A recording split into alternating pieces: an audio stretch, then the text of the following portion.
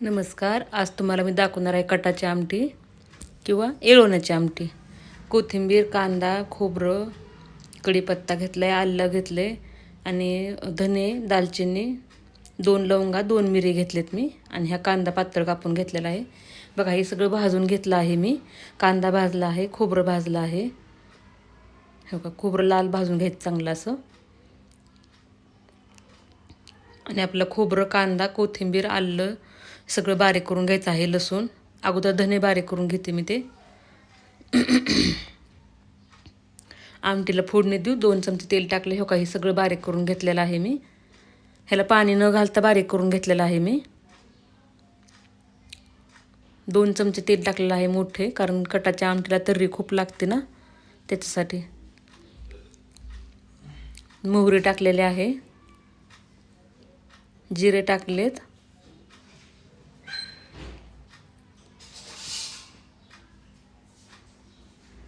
कढीपत्ता टाकलेला आहे.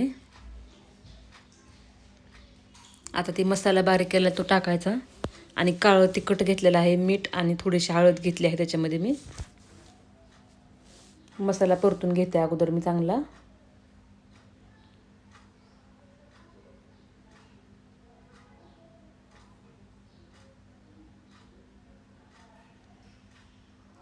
बारीक एकदम बारीक गॅसवरती मी परतून घेते मसाला तो.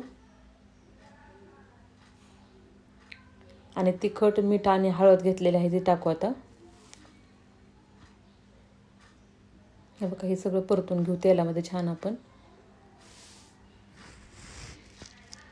आणि मी थोडी डाळ चांगलं परतून घेऊ आपण आता हे. हो का परतून झाले. मी थोडंसं डाळ काढली होती साईडला, डाळ पण बारीक करून घेतलेलं आहे.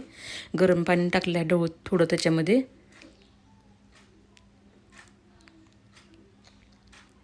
थोडं त्याच्यामध्ये पाणी टाकू थोडं आपण तर्री चांगली येण्यासाठी. हो का ही डाळ पाणी बारीक करून घेतलेलं आहे मी. आणि गरम पाणी केलेलं आहे थोडंसं.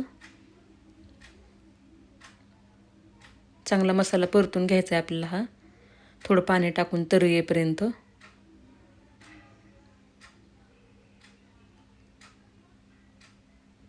बघा किती छान परतलाय मसाला आपला हा. अजून थोडं पाणी लागतंय.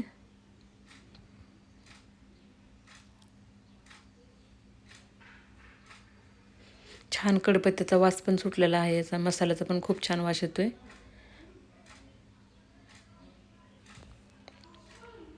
चांगलं चटचटलंय बघा. आता तेल पण त्याला सुटलेलं आहे चांगलं. आपण ते डाळ बारीक केलेलं आहे पाणी ते घेऊ आता.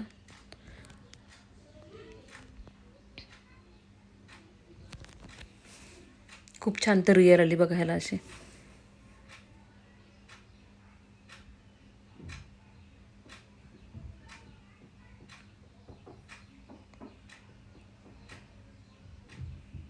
चांगली तर्री आलेली. त्यात थोडंसं आपण आता ओतू ते पाणी अजून थोडंसं, कारण डाळीचं पाणी जर ओतलं आपण लगेच तर तर्री येत नाही एवढी त्याला.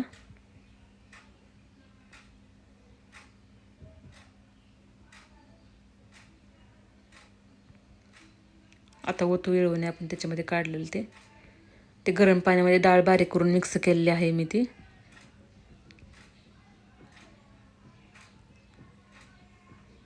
गरम पाणी केलेलं आहे साईडला मी, ते ओतलं त्याच्यामध्ये आता, कारण खूप घट्ट होईल ना तर जास्त डाळीचं पाणी ओतलं तर. बघा किती छान झालेली आमटी. आणि चांगली उकळी आली की ह्याला तर्री पण भरपूर येईल आता. बघा कोथिंबीर बारीक चिरलेली टाकते थोडी त्याला मी आता. उकळी चांगली आली त्याला. बघा माझी रेसिपी आवडली तर लाईक करा, शेअर करा, कमेंट करून नक्की सांगा कशी झाली आहे ती. आणि माझ्या चॅनलला सबस्क्राईब करा. दुसऱ्या व्हिडिओमध्ये भेटू आपण.